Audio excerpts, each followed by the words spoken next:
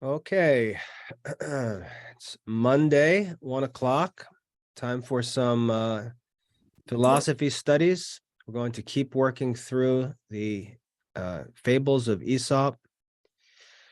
So let's get settled in here. Give me a wave if you can hear me okay. All right, great, thank you. So we're just going to continue pushing through the fables of Aesop. The first fable we're going to look at today is The Old Man and His Sons.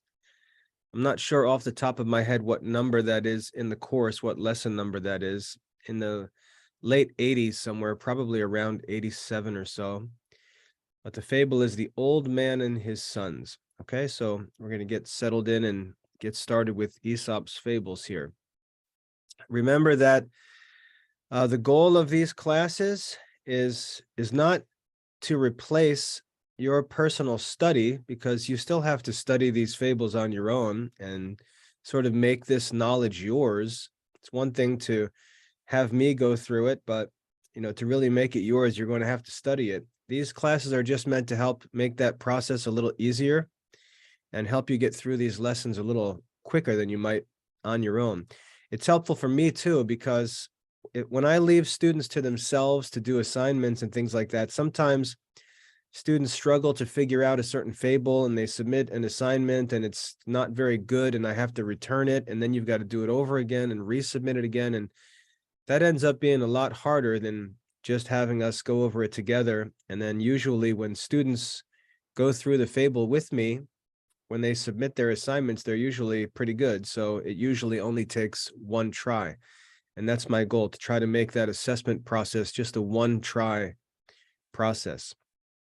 Okay, so today we're going to get started with the old man and his sons. And I'm going to share my screen here. The Old Man and His Sons. I'll zoom in a bit, pull this up. And who wants to read today? Anybody interested in reading? Oh, Cecilia says, I haven't read yet. All right, Cecilia, you're a regular around here. Let's get you reading. Let me get your microphone unmuted. Just take your time and there you go. Take your time and read for us, just nice and slow and clear. An old man had many sons, who were also falling out with one another. He had often, but to no purpose, exhorted them to live together in harmony. One day he called them round, and producing a bundle of sticks, bade them try each in turn to break it across. Each put forth all his strength, but the bundle resisted all their efforts. Then cutting the cord which bound the sticks together, he told his sons to break them separately. This was done with the greatest ease. See, my sons, exclaimed he, the power of unity. Bound together by brotherly love, you may defy almost every mortal ill. Divided, you will fall in a prey to your enemies. Okay, thank you very much. So here we have the fable of the old man and his sons. And I want you to get settled, because I've got quite a bit to say about this fable. I think it's a very important one, and the message is very deep, but we've got to sort of we've got to dig it out. There's a proverb that says the truth lies in a well. The truth lies in a well. And what that means is, if you understand how a well works, I mean, I know most people living in cities and suburbs don't use wells. Most people, when they think about a well, they think of, you just sort of lower a bucket down and get some water. But sometimes these wells can be very, very deep, and there's no way to get water unless you've got a deep well. And Proverbs teaches us that truth is like a well, in that the truth is not simple. The truth is not on the surface. It's not easy to get the truth. The truth lies in a well. It's actually difficult, it's complicated, and a wise man will draw it out. It's like a wise man actually has the rope and the bucket, and he's able to lower that bucket deep down into the well to reach the water and draw it out, where most people, because they're not going they're not going to do that. They're not willing to do the work of meditating and studying and discussing things. They look for things on the surface, and the truth isn't on the surface. So this is one fable where the more we dig, the more we dig, the more we dig, the more we find. And I want to take some time to go through this one slowly because it's very important for us, especially in our generation today. So let's look at this fable of the old man and his sons. I'll make sure we answer all the assessment questions so you can easily complete the assessment. But I'd like to take some time on this one because it's important. All right, the old man and his son. So we read and we find that the characters in this story are an old man, and make sure you pay attention to the details. It's an old man. And anytime we read old man, what we should understand by old is experienced. The reason why old people should be respected and listened to is not necessarily because they're well educated or because they're wise. They're not necessarily philosophers. They don't necessarily know religion or philosophy.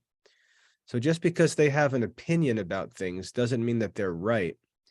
But we should listen to old people because they have lots of experience. And even though they may not be very smart, they may not be very well educated, their experience is very important because they've actually seen and done things. Many times people have experience, and their experience was bad experience. You know, they made bad decisions, they made bad choices, and so on. But that experience for us, if we can learn from their experience and then choose to make good decisions based on their experience, that's what it means to have prudence. Prudence is practical wisdom. It's the ability to make good practical decisions. That's prudence. And in order to have prudence, we have to have experience. And in order to have experience, we don't necessarily have to have experience ourselves. We can also learn from other people's experience. So that's why it's important for us to learn from others. If you think about the life of Jesus, when he was 12 years old, he went up to the temple and his parents lost him. He got left behind, and then they found him. And when they found him, he was in the temple asking questions of the elders. That's what it tells us. It says he was discussing things with the elders in the temple. And you might wonder, if Jesus is God, did he actually have to learn things, or did he already know everything? And what we learn from that passage is that there were some things that Jesus had to learn, just like every human does. And he had to learn the actual experience of the human life. He had to learn from the experience of other people.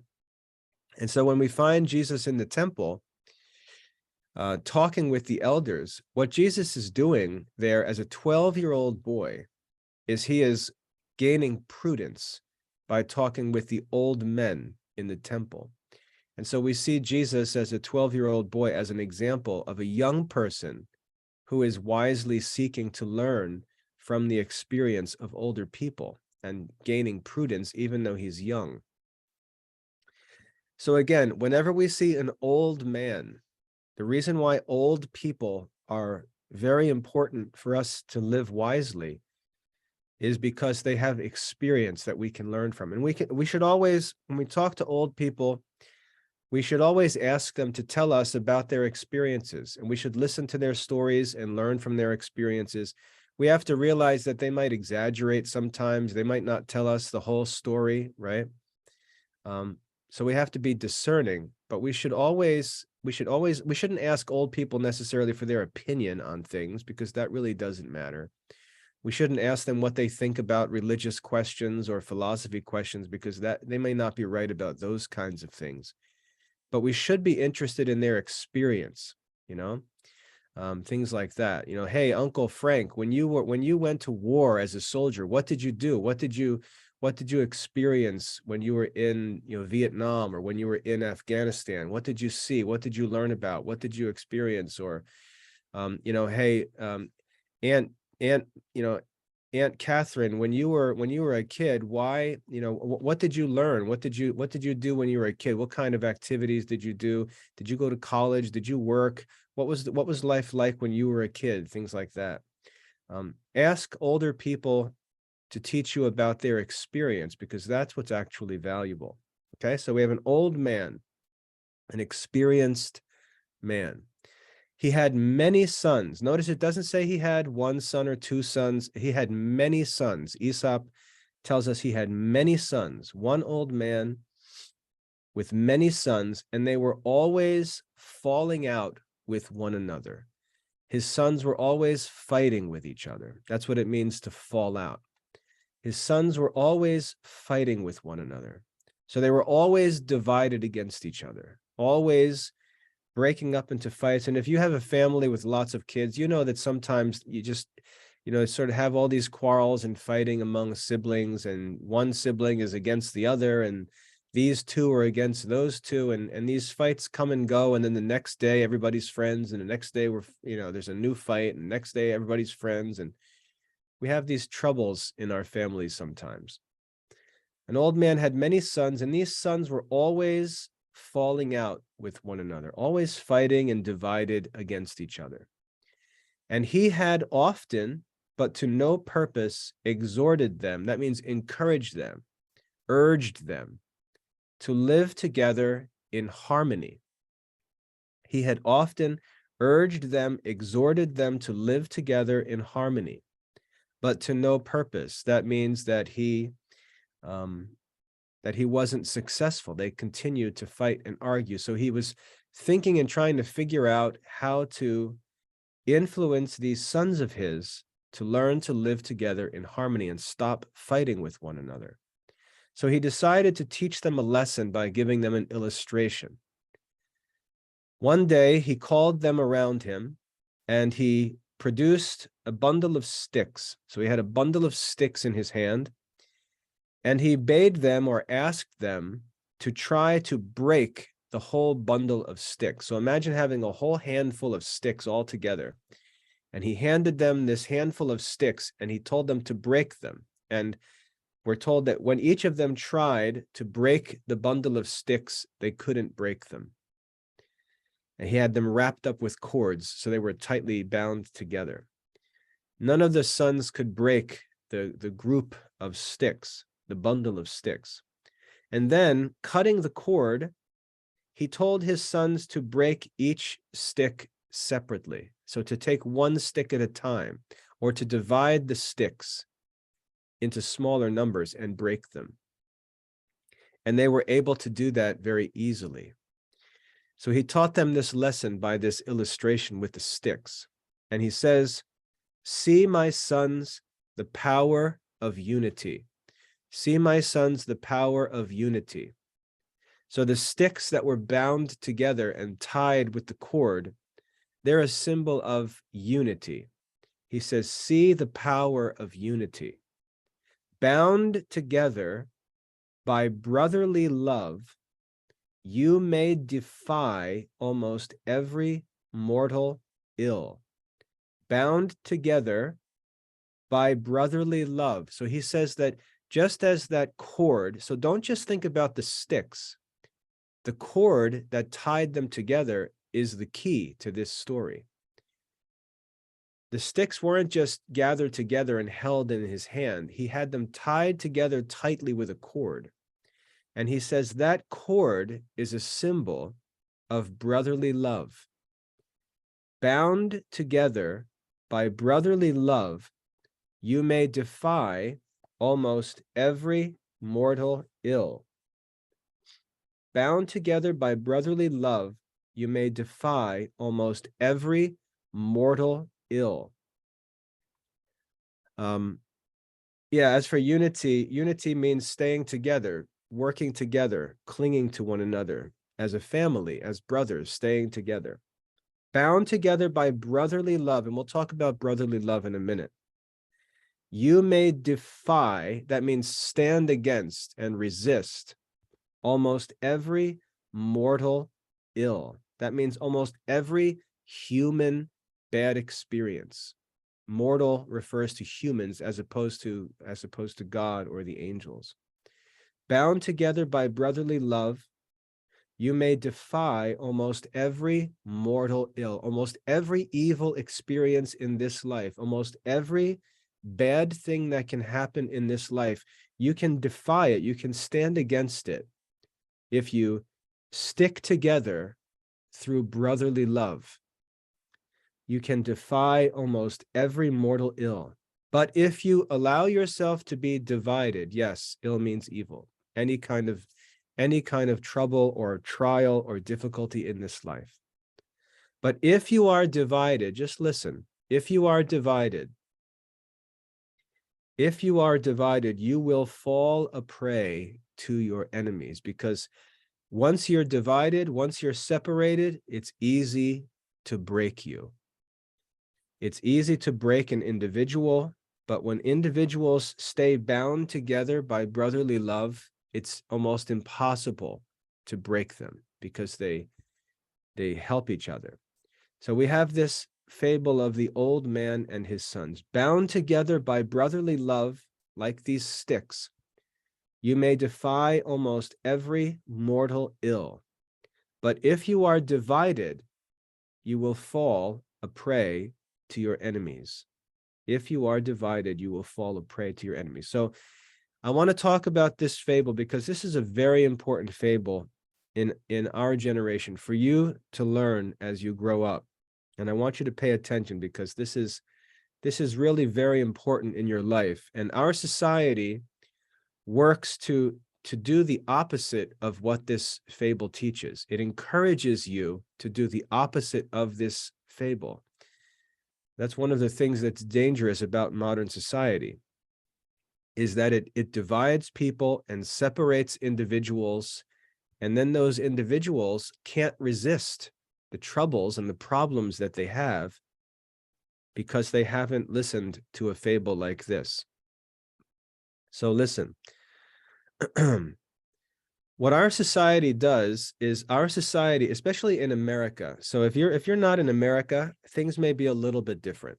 But in America, we live in a democracy where we're told that we have the right to have our own opinion. We have the right to make our own choices. We can even choose our president and senators and other rulers. No one rules over us. We make all these decisions for ourselves.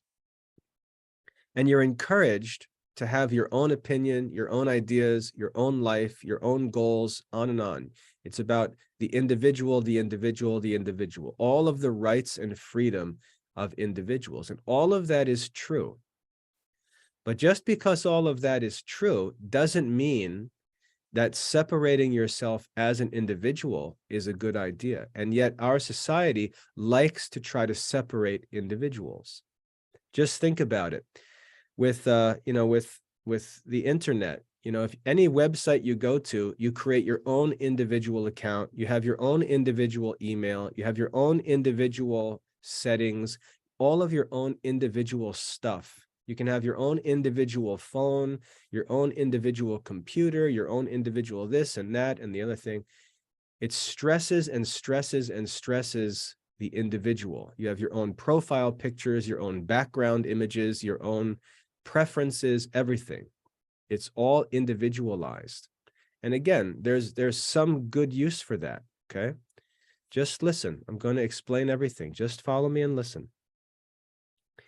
So we're encouraged to act like individuals. We're encouraged to think like individuals. And often this sounds good to us. It sounds good. I should think like an individual. And in some ways, there is a need to act and think like an individual because you have your own conscience, your responsibility for your own choices and actions and so on. So there is some truth to this, but there's a lot of falsehood, because if you go too far with this idea of being an individual, you begin to separate yourself from the group. And when you separate yourself from the group, no matter how strong you think you are, you're making yourself weaker, because the group is always stronger than the individual. When God created Adam in the Garden of Eden, when God created Adam, he said, and this was God speaking, he said, "It is not good for man to be alone. It is not good for man to be alone." When we allow ourselves to be separated as individuals from the group, we get ourselves in trouble, and we're weak, and we're in danger, like a sheep that's separated from the flock. That's what a wolf tries to do. He chases the sheep around when they're in a herd together, and he waits until one of the sheep gets separated. And then when that sheep gets separated, that's the one that the wolf attacks. And so step one is simply separating the sheep. Just relax with the chat and listen. Relax with the chat and listen. We haven't even got to the moral or anything yet, so relax. Being separated as an individual is the beginning of your failure. You're beginning to lose if you're separated. So you can talk about how you're going to be a strong individual and you're going to do this and that and this, but that's the temptation, is to think that you by yourself will have the strength to resist your enemies. That's the temptation, to get you away by yourself. Once you're away by yourself, you're actually very easy to defeat. And so a lot of the evils that we face in this life, the first thing that they seek to do is separate individuals from their groups. So we have to be always on the watch for this danger of individualism. And again, there are some things that are good, like for example, if people around you are choosing to do bad things and you stand out as an individual and choose to do good things, that's different. That's good. But still, as a good individual, you're going to get yourself connected with a group of other good individuals and then work together as a group. So it's always necessary to stick together and to find groups of good people to stick together with. Hopefully, but not always, hopefully your family is the group of good people that you can stick together with your whole life. Sometimes, and I don't think this is true of any of you, but sometimes kids are born into families that are not good, and actually separating from their bad family and joining themselves to a good group of people, like the church, for example, or a religious order or something like that, that's actually how they become stronger. So there's different situations. But being a member of a group like that, that's good and that's united together in brotherly love, actually is the safety and protection for your life. And like I said, bad people will try to separate you because that makes you easier to break, easier to defeat. I mean, just think about any kind of bad things, like when your parents say things like, "Don't talk to strangers," right? Don't talk to strangers. Well, one of the problems with strangers, when strangers are bad, is they try to draw individuals, they try to draw kids away from the crowd, away from the group. And that's why parents just give a general warning to kids and say, don't talk to strangers. Stay by your brothers and sisters, stay by your parents, stay where you belong. Don't allow people to draw you away from your parents or your family. That desire to separate you is a sign that something's bad. And you should always see that as a warning. Anytime someone tries to separate you from your brothers and sisters or from your parents, that's a bad sign. That's like a red flag, like we learned about in Theophrastus's characters, okay? So this is the message that this father wants to teach his sons. Now, I want to talk about brotherly love, okay? What exactly brotherly love is, because if you're in a family and you have other brothers and sisters, it's very hard to love your brothers and sisters. You're always kind of in each other's space. There's all these sort of little annoying things that brothers and sisters do to each other, and you might argue and fight with one another. What is brotherly love? I want to talk about brotherly love a little bit. If you think about people in the world, think people that you don't have any relationship with, especially people who are like your opponents or your enemies in the world. We often work to try to make ourselves successful, and we really don't care too much about other people. Like if I'm going to work, it's hard enough for me to do my own work. It's hard enough for me to get my own studies done, take care of all my responsibilities in these. It's hard enough for me just to take care of myself. I really don't have time to worry about other people. And so I usually ignore most people, okay? I ignore other people because I have so much to worry about just taking care of my own responsibilities. And so if somebody outside of my life, outside my family, outside my business, my work, and so on, if somebody has a bad time, like they get into some trouble or they can't pay their bills or this or that, I really don't worry about that too much because it's none of my business. I usually don't even know about it. But in our families, let's say you've got a couple brothers and sisters or your parents or your cousins or whoever, because your family doesn't just have to be your parents and your siblings. It could also be your cousins or even friends, people at church, other people that you're close with, that's good for you to be joined together with, especially the church. That's what the church is.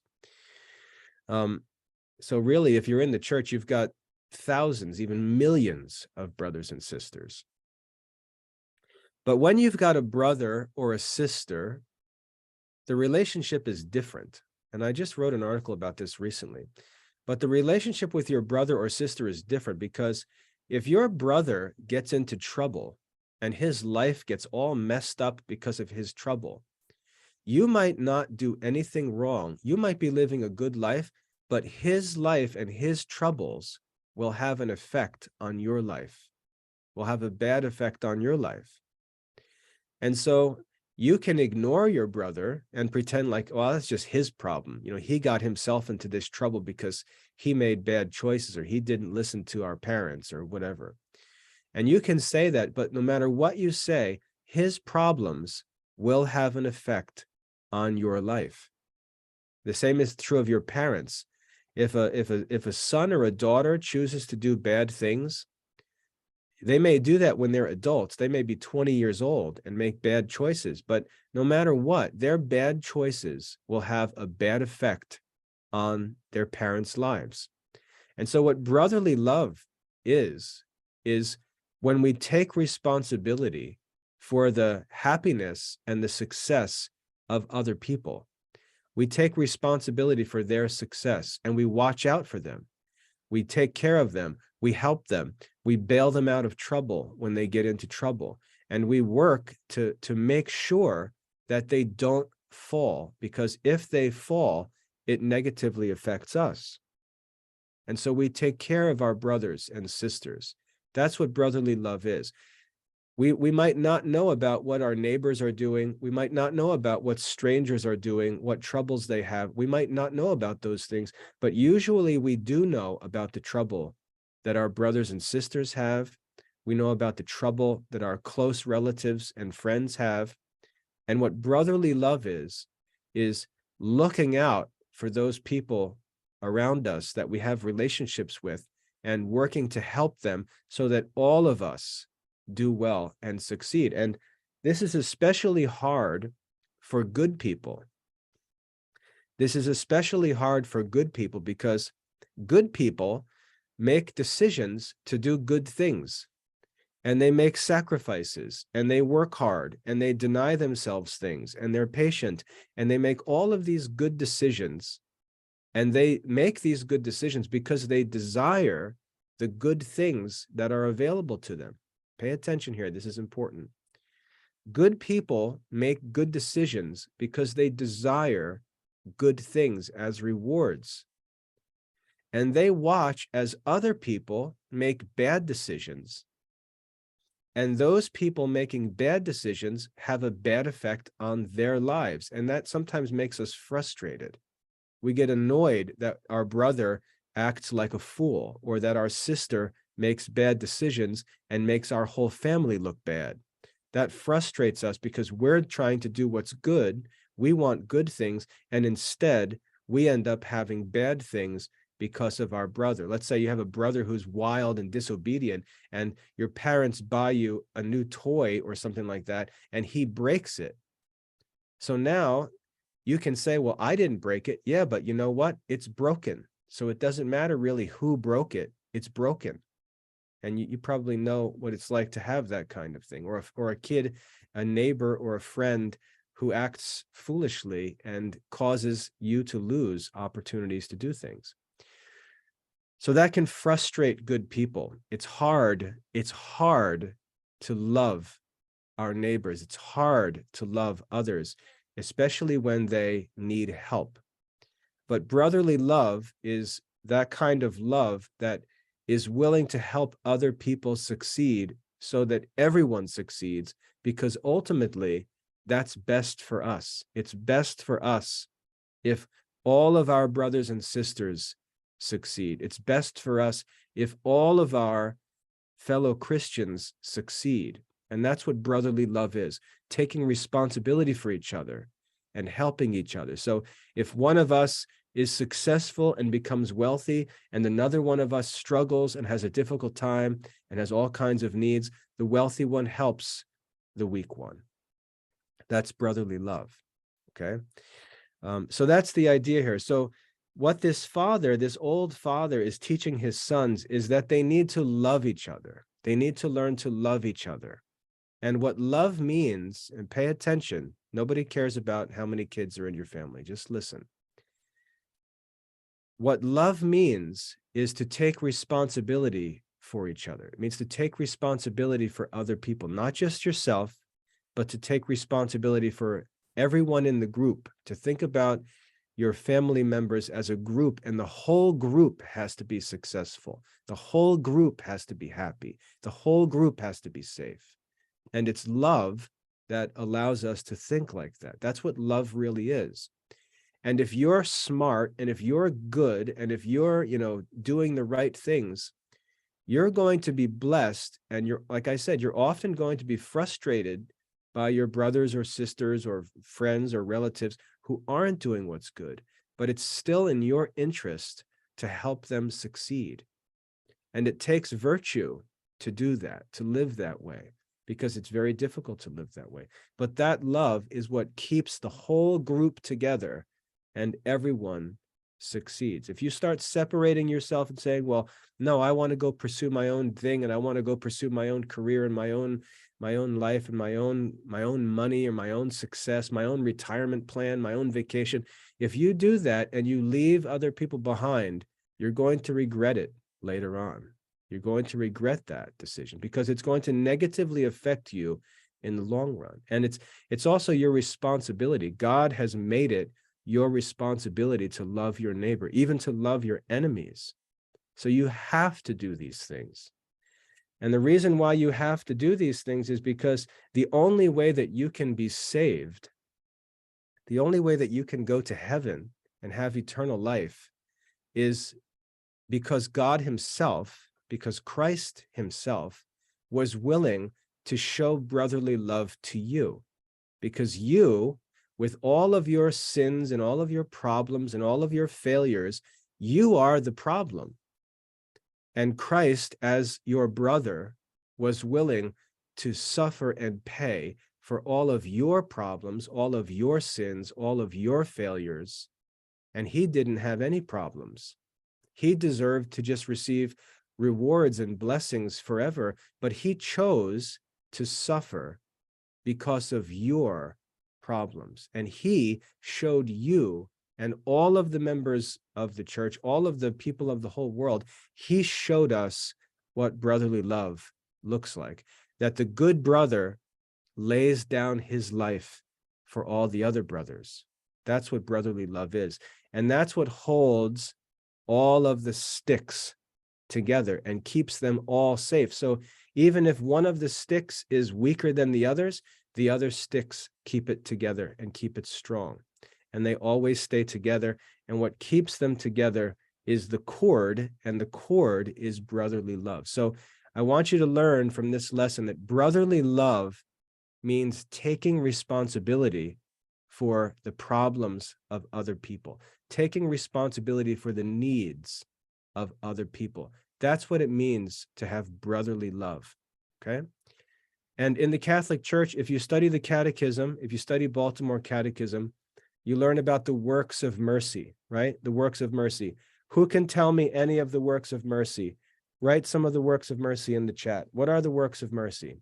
List any that you can think of. And if you don't know, don't write anything. But if you do, list some of the works of mercy that we learn about in catechism. I'll give you a minute. What are the works of mercy? Give me some examples. What are some works of mercy? Faith, hope, love, and charity. Those are virtues. We'll talk about them in a minute. Bury the dead. That's a good one. Clothe the naked. That's a good one. That's a work of mercy. Give food to the hungry. Give drink to the thirsty. Visit the sick. Good. Those are works of mercy. Keep going. What else can you think of? Other works of mercy. Shelter the homeless. That's good. What else? Other works of mercy. Clothe the naked. That's good. That's a work of mercy. Give drink to the thirsty. That's good. Okay. Most of what you're listing here are called corporal or bodily works of mercy. How about the spiritual works of mercy? How about spiritual works of mercy? There's two different kinds. Feed the hungry is good. Visit the imprisoned is good. Forgive others. Pray for others. Love your enemies. Forgive sinners. That's good. Those are all good. So we get the idea, but you're leaving a bunch out. And I want to make sure that you take some time to look up the works of mercy. Okay, that's enough for now. Look up the works of mercy, write them down on a piece of paper and keep them, put them on a thumbtack on your wall or put them on the fridge and keep them in front of yourself all the time and think about them. Because the works of mercy, practicing the works of mercy is what it means to have brotherly love. That's what brotherly love is. And just think about what the works of mercy are. Other people, the works of mercy tell us that other people have problems, other people have needs, and we're taking responsibility for the needs of other people. That's what it means to have mercy. That's what it means to be merciful. And so you can see that that's what it means to have brotherly love. And that's what keeps everybody together. That's what keeps everybody safe, is when we practice works of mercy and have brotherly love for other people.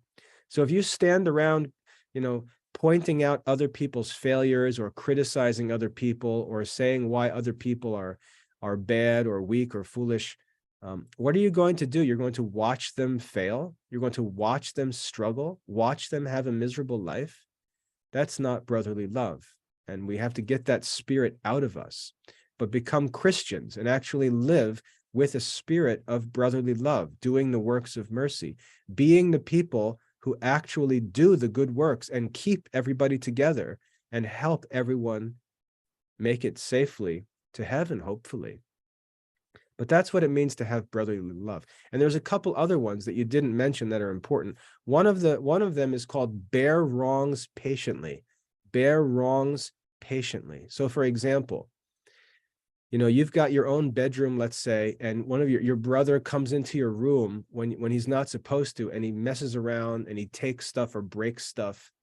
Now, you can get upset about that. You can get angry about that. And that's right. He's wrong and he shouldn't be there. And you could get angry about that. But if you start a big fight about it and you decide to make a big deal about it, you can create a situation that's worse than the original problem, which is that he did something bad. And so we always have the freedom to simply choose not to fight about it, not to make a big deal about it. Bearing wrongs patiently means we're allowed to just let a problem die and ignore it and move on. And that's one of the works of mercy. That's one of the ways that we keep our relationships together, is when someone else does something wrong to us, we have the freedom to just say, I'm not going to make a big deal about that. I would rather us just stay together. I'd rather keep everybody together. And it's my brotherly love, my mercy, that keeps everybody together. That's another one of the works of mercy. Praying for others is another work of mercy. Other people have spiritual problems. They don't believe in God. They don't fear God. They don't love their neighbor. They don't trust in God's promises. They don't listen to God's commandments. They're not afraid of the threats that God makes, that he's going to punish us if we don't obey his commandments. You can see that other people have spiritual problems, or they're bothered by evil spirits. They could be possessed by an evil spirit. They have spiritual problems. There's nothing we can do about those things. All that we can do is pray and ask God to help them spiritually. So that's another spiritual work of mercy. So one thing I'd like you to do is take some time to get a list of all of the works of mercy, the bodily works of the corporal works of mercy and the spiritual works of mercy, and keep that list and keep your eye on it and think about it, because that's really what you're supposed to be doing in the world as a Christian, and you can think of them: feed the hungry, give drink to the thirsty, give clothing to the naked, give shelter to those who have no shelter, bury the dead. We can go through all these different things. Other ones are teach the ignorant. Teach the ignorant. If people don't know things, that can get them into trouble, and teaching them is a way of helping them. Counsel the doubtful. That means give advice to people who are struggling, who don't trust, who don't believe. Give them counsel, give them advice. That's another work of mercy. Okay, so there are spiritual works of mercy, and there are also corporal works of mercy. And that's practicing those things. It's a very simple list of, I think, 14 things. That's what it means to show brotherly love. And you should definitely do those things for your own family members, first of all, right? Your own brothers and sisters. You should definitely do those things for your own brothers and sisters. And you can see how bearing wrongs patiently is an important part of keeping your family together. Not making a big deal when someone does something wrong, not making a big deal when someone's annoying, but bearing wrongs patiently. That's what it means to love others. Okay, so keep an eye on the works of mercy. That's what brotherly love means. So this father is teaching his sons that if they love one another, and love does not mean that you like each other, right? It doesn't mean that, you say to your brother, oh, brother so-and-so, I just enjoy you so much. I like you so much. You're just the perfect person. If I could be, if I could be different, I would want to be just like you. That's not what it means to love other people. That's a different kind of love, right? To love other people means to simply take responsibility for their good, take responsibility for their happiness. That's what it means to love each other. You don't have to like them, but you have to realize that if they do bad things and get into trouble, it's going to affect you negatively. And so you've got to take responsibility to try to help them as well. And God commands you to do so. God commands you to help your neighbor because Christ helped you. So that's brotherly love. That's what holds all the sticks together. And when the sticks are all held together by brotherly love, that's what makes them all strong. And that's what this father is teaching his sons. Okay, so let's talk about every mortal ill. We read about every mortal ill, and those are all the evils in this life. And you think about all the evil things we read about in the works of mercy. Give food to the hungry, right? Being hungry is a mortal ill. There are people who have no food. Giving clothing to the naked, that's a mortal ill. There are people who don't have enough clothing to be, protected from bad weather and things like that. Give shelter to the homeless. There are people who don't have shelter. And one of the problems we can have is we can say, well, there are things that they can do, right? They can, like Scrooge says, are there no workhouses? Are there no prisons? Aren't there places where they can go and get help? Can't they go to a homeless shelter? Can't they go to a food bank? Aren't there places where they can go for these things? But the problem with that, and listen to me on this, this is important. When people are poor, when people are in trouble, when people are struggling, other people, evil people, will take advantage of them. That's why it's dangerous. It's not a big deal that a guy doesn't have food. It's easy enough to find food for somebody. It's easy enough to find a place to live or a place to be safe. It's easy enough to find some clothes. But what's dangerous is that evil people will seek out needy people to take advantage of them. And so when we see poor people or people who need things, people who lack things, don't have a place to stay, don't have clothes, don't have food, are ignorant, are doubtful, all these different problems, the danger of it is that bad people seek out those people and take advantage of them. And that's the real reason why we need to look out for people who have needs and try to help them as Christians so that they don't turn to bad people for help. Why do you think people join gangs? You think a kid just wakes up one day and says, you know what, I'd like to join a gang. I'd like to go do crime, and I'd like to go I'd like to go hurt people and things like that. That's not why people join gangs. The reason why people join gangs is because they're poor, or they don't have a place to stay. They don't have any education. They can't find a job. They can't do anything honestly. And the gang members come to them and find them and say, hey, you need a place to stay? Hey, you need some money? Hey, you need some this or that? Come with us and we'll take care of you. And people join gangs because they're needy and the gangs promise to help them. And so they get taken advantage of by bad people. You might hear about kids getting kidnapped and things like that. That's the kind of stuff that evil people do. They look for the weak and the poor to take advantage of them. They promise to give them the things that they need, but then they're going to require them to do bad things in order to have those things that they need. And we should never allow people to fall into that situation where they're tempted to turn to bad people to find help. One of the reasons that we should be eager to help them is so they don't have to do that, right? So it's not just about giving somebody food or giving somebody clothes or something like that.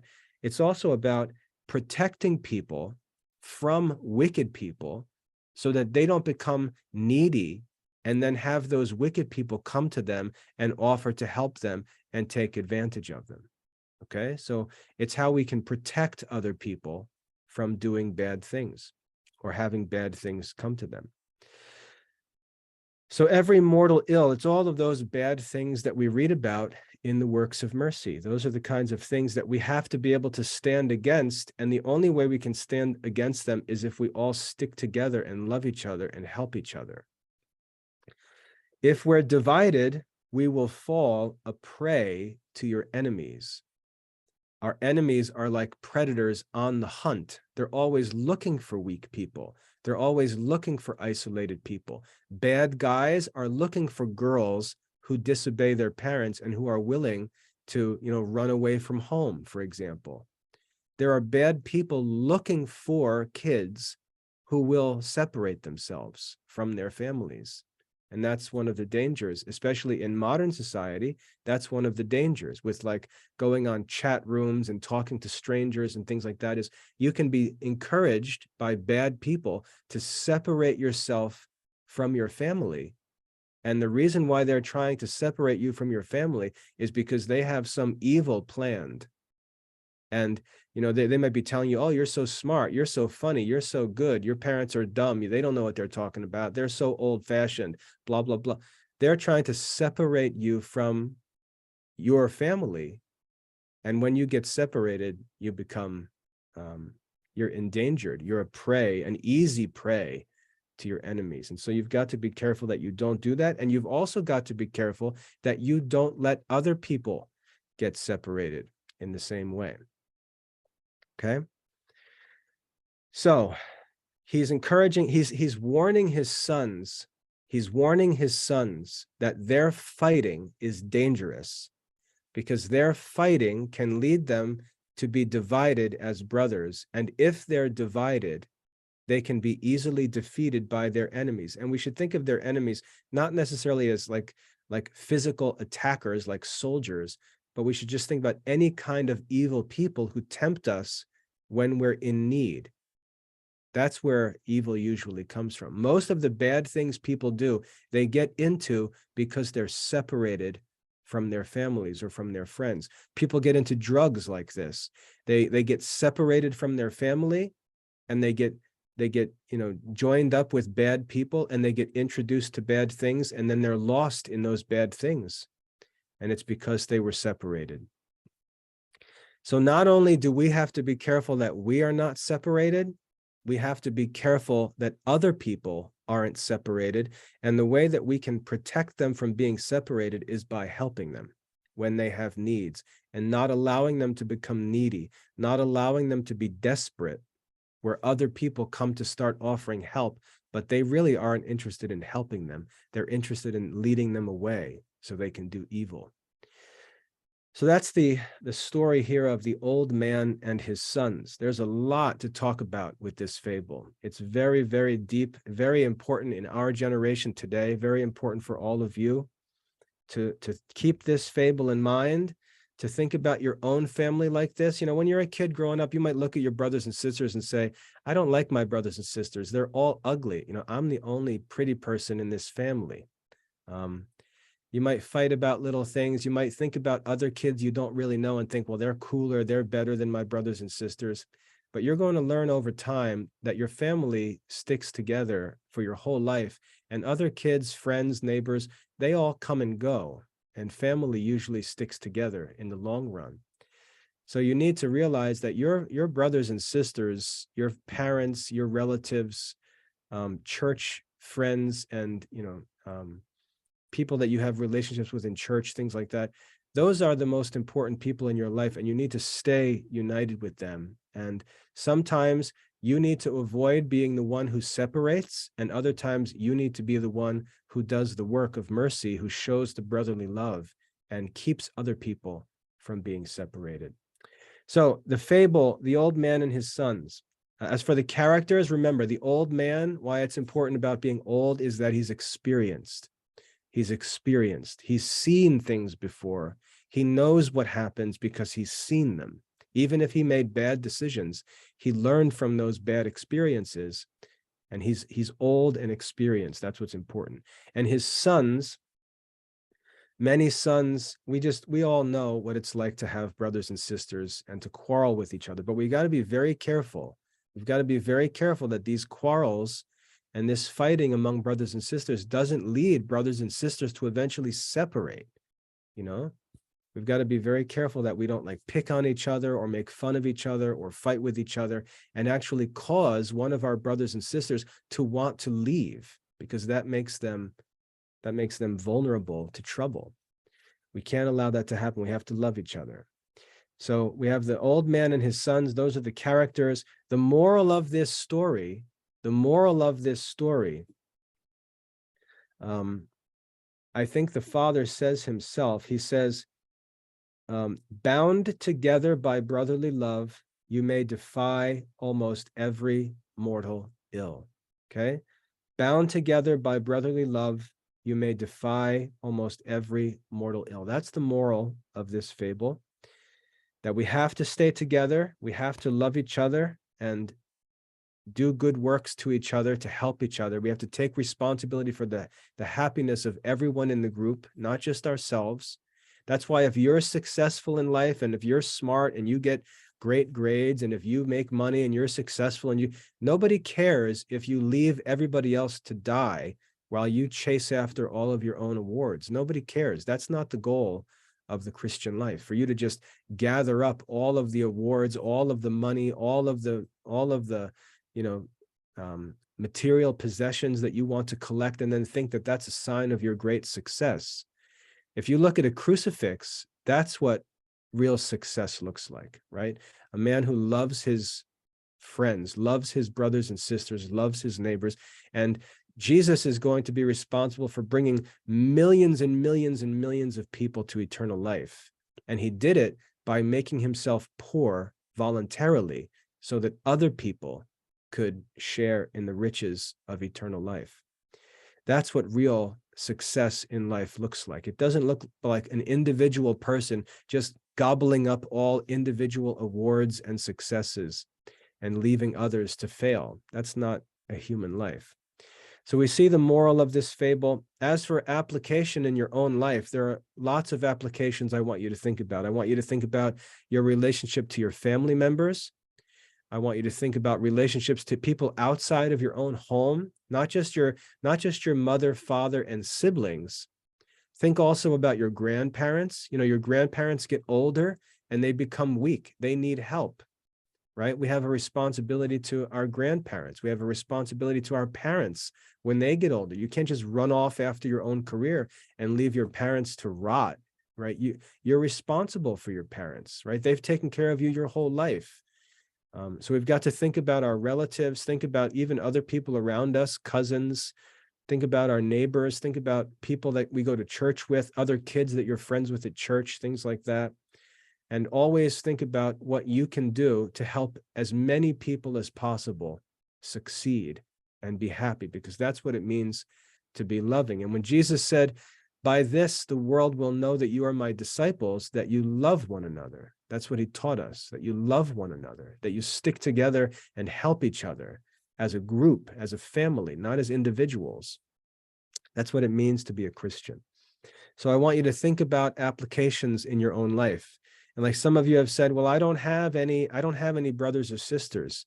Well, you've got parents and you've got fellow church members, and there are other kids, let's say like other homeschool kids like you, other Christian kids like you, other people in your youth group or your Sunday school class or a group you belong to or something.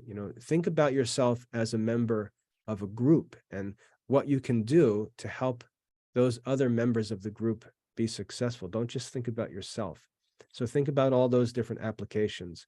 But keep that fable in mind. It's very important, especially today when so much pressure is on you to make you think and act like an individual. And just ask yourself, why would someone want me to act like an individual? That should be a red flag. That's a danger sign.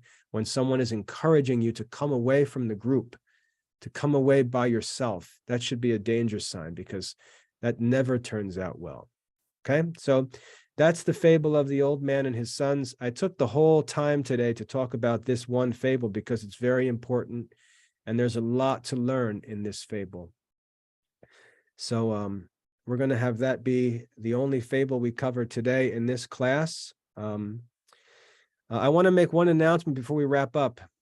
I think Grace is yelling at me that it's time to go.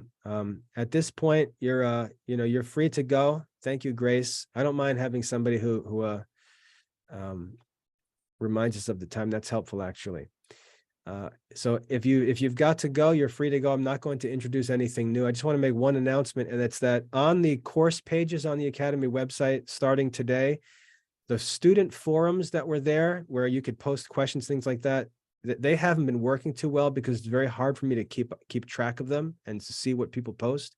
So they're going to be replaced by links that bring you to a set of forum boards where you can post things, and I can actually track all of the posts and keep an eye on them. So you're just going to notice that those forums are replaced by another link. And I want to encourage you to post any questions you have, and I'll be able to see them better and help you more. And also with those questions, help one another. This is an opportunity for you to practice the works of mercy, to help other students. If you're smart and you're successful in your studies, don't just see it as something for yourself. See it as something also that you can turn around and use to help other people. So if you see someone post a question, things like that,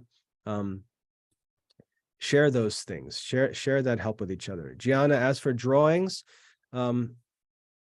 I don't know why you wouldn't be able to post drawings, but in the worst case scenario, you have the student forums now separately where you can do stuff like that. We can create new boards if we need to and let students share things. So we'll see about that. We'll figure it out. But I just want you to know that I'm working to set it up so that I can help you better and see all the questions that come in, because it's impossible to keep up with all the different course forums. And lots of kids are posting questions and I just miss them because it's hard to keep up. So that's just one announcement I wanted to make. That's all for today. We covered the old man and his sons. We got into it in a lot of detail. I know I talked your ears off, and I usually don't want to do that, but it's important for this lesson today because it's such an important point. So I hope that's helpful. You're all free to go now. If any of you have questions, I'm willing to hang out for a little bit and answer those questions on the chat, but that's all for today. I hope that's helpful. God bless you all.